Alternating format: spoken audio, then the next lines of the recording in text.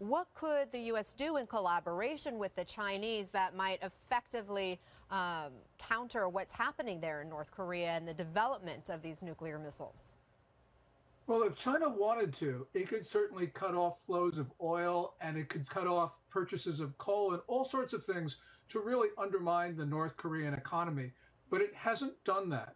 We've had a policy of trying to work with Beijing, and that policy has been in effect since 2003, since the beginning of the six-party talks, but nothing has seemed to push China in the right direction.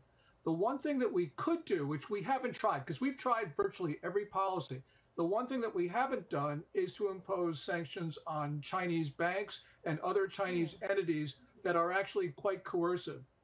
If we were to do that, that of course would have all sorts of implications. But nonetheless, at this point, what we have been trying to do with China just hasn't been effective. So we need to try something different because Beijing has basically said it's going to support the North Korean regime, and it's been consistent in that for the course of decades. Gordon, what would be appropriate in terms of a reaction to this launch? It's obviously a fine line, and you have to kind of thread the needle, right, to show power, but yet not provoke. Well, we've always said that our sanctions are intended to bring North Korea to its senses, not to its knees. And so there's a room for additional sanctions on the North Korean regime itself. We could add North Korea to the State Department's list of state sponsors of terrorism. We could go more effectively after their sources of money. But the real coercive penalties that we could impose are sanctions on Chinese banks that have been involved in North Korea's illicit commerce.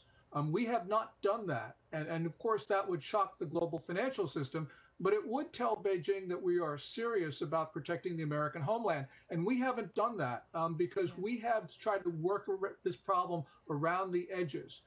So there is a difference of approach that we could take that we've never taken before. Of course, it could have adverse consequences, but we do know that the policies we have now just haven't worked over the course of decades. So we've got to change.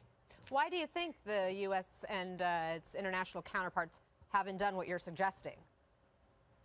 Well, because anytime you impose real costs on a country, you could have North Korea lash out. And North Korea lashing out could be an invasion of South Korea, which would be millions dead.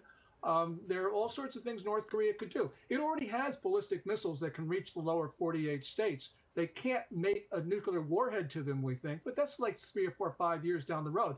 But they could launch one of those Taepodong 2s and put a dent into Los Angeles. So we don't want that to happen, and that's why we've been very ginger. We have approached this in a very ginger manner of not imposing the highest sanctions.